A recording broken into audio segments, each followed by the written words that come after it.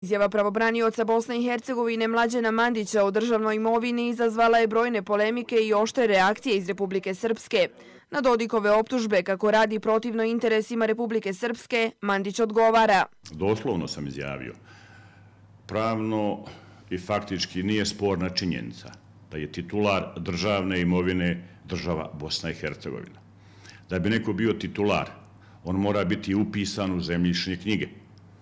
A ja sam govorio o imovini koja je već upisana u zemljišne knjige i to je neosporno i de facto i de jure državna imovina Bosne i Hercegovine. Navodi da je konkretno govorio o 6 lokacija koje su prije njegovog dolaska na ovu poziciju bile upisane na državu Bosnu i Hercegovinu, među kojima su i zgrada pravobranilaštva, tužilaštva i predsjedništva Bosne i Hercegovine.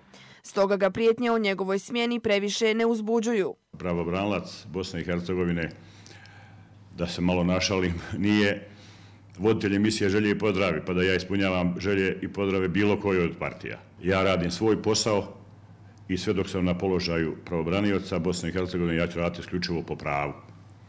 A to što se nekom ne sviđa, to je apsolutno nije moj problem. Te poručuje da samo prema zakonu može biti i smijenjen, jer je na taj način i došao na ovu funkciju. Svaka druga odluka bila bi protuzakonita i protuustavna.